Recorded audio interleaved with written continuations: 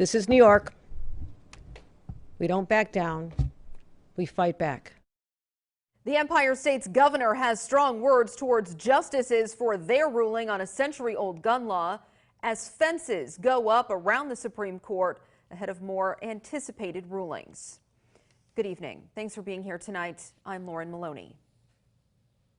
First at 6, a landmark ruling from the Supreme Court striking down a 100-year-old gun law in New York. Some are calling it a major expansion of gun rights.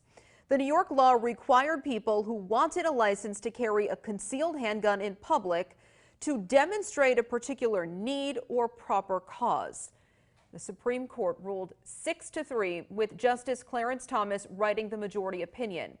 Thomas says the Constitution protects an individual's right to carry a handgun for self-defense outside the home. Reaction was swift today, with Governor Kathy Hochul and Senator Kirsten Gillibrand calling the decision reprehensible and dangerous. Shocking.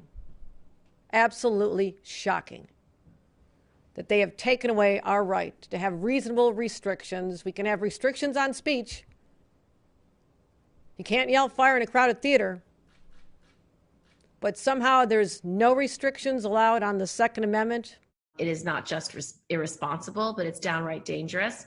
Our nation is in the middle of a gun violence epidemic, and instead of working to protect our communities, this court has made it even easier for potentially dangerous people to carry concealed handguns in public spaces.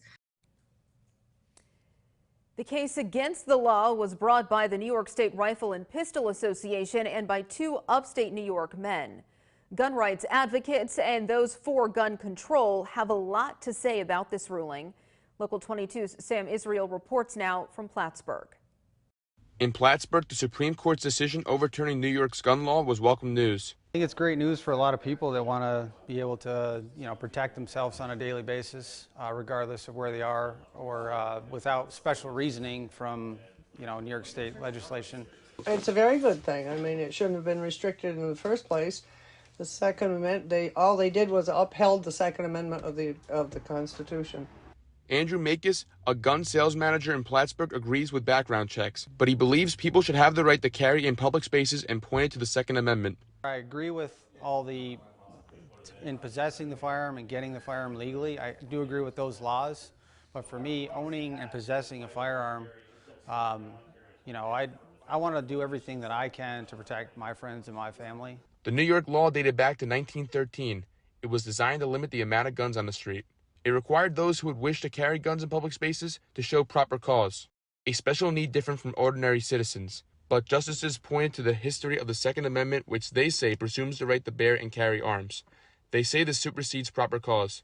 New York Republican Representative Elise Stefanik celebrated the decision, saying, quote, "Now law-abiding gun owners in New York State and across the nation can again exercise their constitutional right to concealed carry to protect themselves and their families." Makis says that gun owners should be responsible by learning how to use firearms properly. The law enforcement officer is not always going to be there for you, especially up here, it's a rural area. So it's up to the individual to protect themselves and their family. New Yorkers will still need permits and background checks to purchase guns. Sam Israel, Local 22 News.